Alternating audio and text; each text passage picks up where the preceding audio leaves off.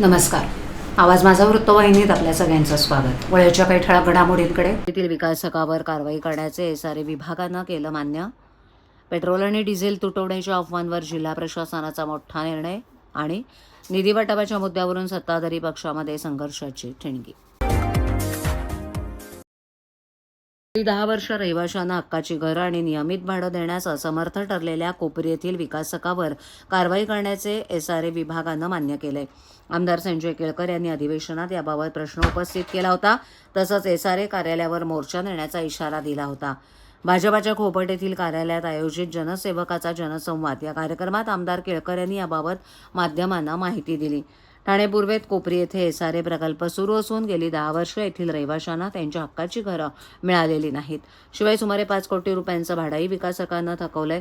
विशेष म्हणजे विकासकांना सेल इमारतीमधील घरांची विक्रीही सुरू केली असून रहिवाशांना हक्काची घरं देण्यास टाळाटाळ केली आहे. या प्रकरणी केळकर यांनी अधिवेशनात आवाज उठवला होता. अखेर 4 दिवसात विकासकावर कारवाई न झाल्यास रहिवाशांचा मोर्चा एसआरए कार्यालयावर नेण्याचा इशारा केळकर यांनी दिलाय. ठाण्यात बाधितांना रेंटल इमारतीत तात्पुरती घरं देण्यात आली असून या घरांची दुरावस्था झाली आहे. गेली अनेक वर्ष त्यांना बीएसयूपी योजनेत हक्काची घरं मिळालेली नसून आता रेंटल इमारतीतील घरही खाली करण्याच्या नोटिसा दिल्या आहेत. पालिकेकडे किती घरं उपलब्ध असून किती जण प्रतीक्षा यादीत आहेत याचा एकत्रित आराखडा करण्याची गरज असून लवकरच याबाबत अधिकाऱ्यांची बैठक घेऊन चर्चा करणार असल्याचं केळकर म्हणाले. जनसेवकाचा जनसंवाद या कार्यक्रमात मुंबईतील आदर्श स्टॉलधारक संघटनेचे पदाधिकारी उपस्थित होते.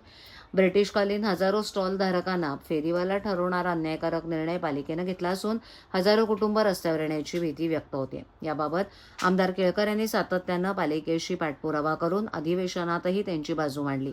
येत्या गुरुवारी मुंबई महापालिकेत अधिकाऱ्यांची बैठक आयोजित करण्यात आली. या कार्यक्रमात फायनान्स कंपन्यांनी केलेली फसवणूक आणि इतर अनेक समस्यांबाबत सुमारे 700 लोकांनी उपस्थित राहून केळकर यांच्याकडे निवेदनं दिली आहेत. यावेळेला माजी उपमहापौर सुभाष काळे, अशोक भोईर, नगरसेवक दीपक जाधव उपस्थित होते. समाज माध्यमांवर पेट्रोल आणि डिझेलचा तुटवडा निर्माण होणार असल्याच्या अफवा आणि बातम्या पसरत असल्याच्या पार्श्वभूमीवर ठाणे जिल्हा प्रशासनानं मोठा निर्णय घेतलाय. जिल्ह्यात कायदा आणि सुव्यवस्था बाधित राखण्यासाठी आणि सार्वजनिक सुरक्षिततेच्या दृष्टीनं पेट्रोलसारख्या ज्वलनशील पदार्थांच्या मुक्त विक्रीमुळे कोणतीही अनुचित घटना घडू नये यासाठी प्रतिबंधात्मक उपाययोजना लागू करण्यात आल्यात.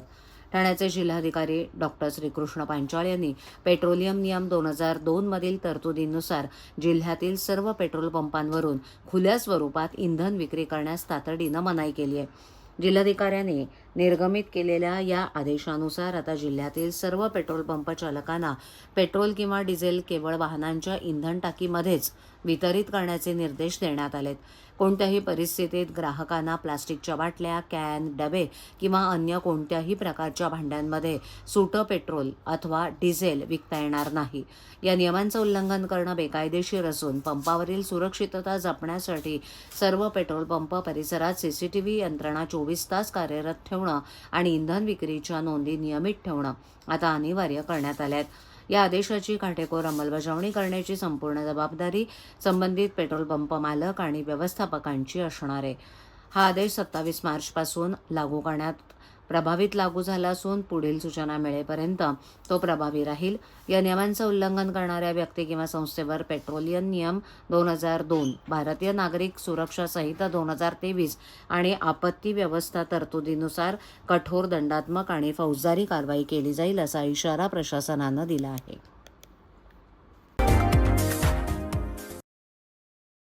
महापालिकेच्या अर्थसंकल्पीय विशेष महासभेत सोमवारी निधी वाटपाच्या मुद्द्यावरून सत्ताधारी शिंदे सेना आणि भाजपामध्ये तीव्र संघर्षाची ठिणगी पडली. राज्य सरकारकडून आलेल्या निधीचं वाटप ठराविक नगरसेवक आणि चक्क शाखा प्रमुखांना करण्यात आल्याचा गंभीर आरोप भाजपा नगरसेवक मनोहर डुमरे यांनी केल्यानं सभागृहात एकच खळबळ उडाली. महासभेत बोलताना डुमरे यांनी प्रशासकीय पारदर्शकतेवर बोट ठेवलं. गेल्या 3 वर्षात शासनाकडून आलेला निधी केवळ ठराविक नगरसेवकांनाच दिला गेला. एवढंच नाही तर पदाधिकाऱ्यांच्या बाहेरील व्यक्तींना म्हणजेच शाखा प्रमुखांनाही निधी वाटप झाल्याचा गौप्यस्फोट त्यांनी केलाय.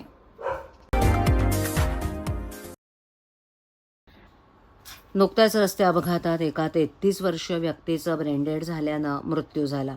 त्यानंतर त्याच्या कुटुंबियांच्या सहमतीनं वयोदानाचा निर्णय ठाण्यातील जैन हॉस्पिटलनं घेतला.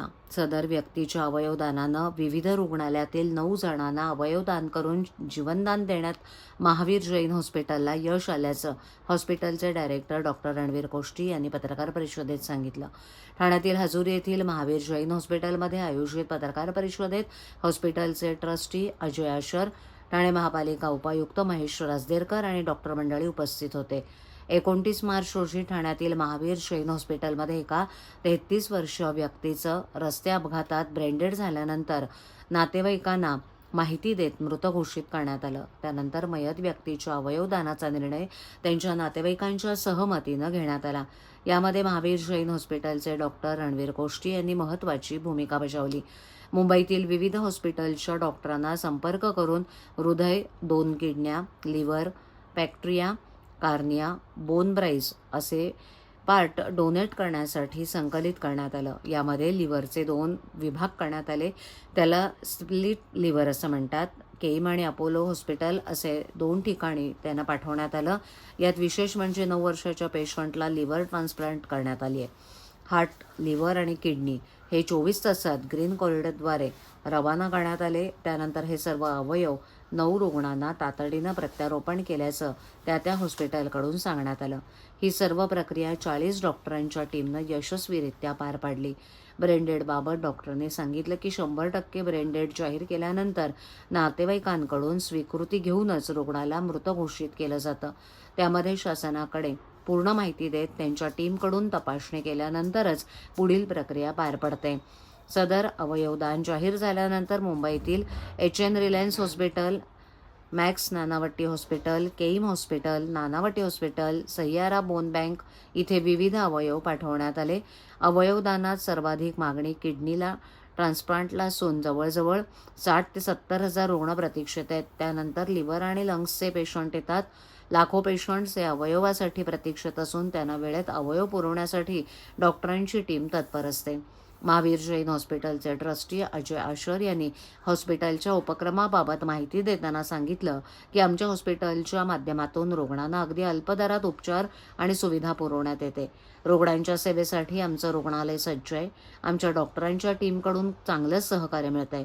अवयवदान ही चळवळ असून ती अधिक वाढवण्यासाठी ठाणेकरांनी पुढे येणं गरजेचं आहे. आमच्या रुग्णालयाच्या माध्यमातून अत्यंत गरीब गरजू रुग्णांना सुविधा देण्यासाठी आम्ही प्रयत्नशील असून जनतेनं इथे येऊन नक्कीच उपचार घ्यावेत आणि अवयव दान करून इतर रुग्णांचे प्राण वाचवावेत असा आमचा प्रयत्न आहे. 24 तारखे रोजी शिफ्ट झालेला त्या रुग्णाचा एक गंभीर रस्ता अपघातात मेंदूला खूप मोठी इजा झालेली.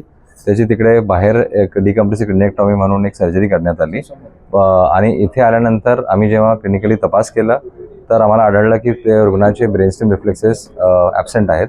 तर त्या परिणामस्वरूपी आम्ही त्याला ब्रेन डेड डिक्लेअर केला. त्यानंतर आम्ही नातेवाईकांना त्याने समजून सांगितलं की ना तुमचा रुग्ण ब्रेन डेड आहे आणि तुमची जर इच्छा असेल तर या रुग्णाचे आपण यांना ऑर्गन डोनेट करू शकतो. तर नातेवाईकांनी काही टाईम घेऊन समजून सगळं प्रोसेस या अतिशय कठीण परिस्थितीमध्ये त्यांनी ऑर्गन डोनेशनची स्वीकृती दिली. त्या परिणामस्वरूपी काल 29 तारखेला आम्ही ZT zonal transplant coordination committee जी महाराष्ट्र गव्हर्नमेंटची कमिटी आहे त्यांना सूचित केलं आणि त्यांच्या डायरेक्शनच्या अनुसार वेगळ्या हॉस्पिटल्स इथून प्रत्येक टीम आमच्या हॉस्पिटलला आल्या आणि हार्ट, किडनी, लिव्हर, पँक्रियास, कॉर्निया आणि बोन्स असे अवयव आम्ही प्रत्येक वेगळ्या हॉस्पिटल्सला डोनेट केले आणि ऑलमोस्ट 10 लोकांचे जीव वाचले. नेमिनाका येथील जैन मंदिर परिसरात महावीर जयंतीच्या निमित्तानं जैन समाजातर्फे धार्मिक आणि सांस्कृतिक कार्यक्रमांचं आयोजन मोठ्या श्रद्धा आणि उत्साहात करण्यात आलं. यावेळी नेमिनाका येथून निघालेली भव्य शोभायात्रा तलावपल्ली परिसरातून मार्गक्रमण करत पुन्हा जैन मंदिरात दाखल झाली. इथे सर्व भाविकांचं स्वागत करत मिरवणुकीचा समारोप करण्यात आला. शोभायात्रेत आकर्षक झांक्यांद्वारे भगवान महावीर यांच्या अहिंसा, सत्य आणि त्याग या संदेशाचं प्रभावी सादरीकरण करण्यात आलं. या कार्यक्रमाला आमदार संजय केळकर आणि निरंजन डावखरे विशेष उपस्थित होते. यावेळेला मिरवणूक, पूजा अर्चा आणि विविध सामाजिक उपक्रमांच्या माध्यमातून जैन समाजानं आपली श्रद्धा, एकता आणि समृद्ध परंपरेचं सुंदर दर्शन घडवलं.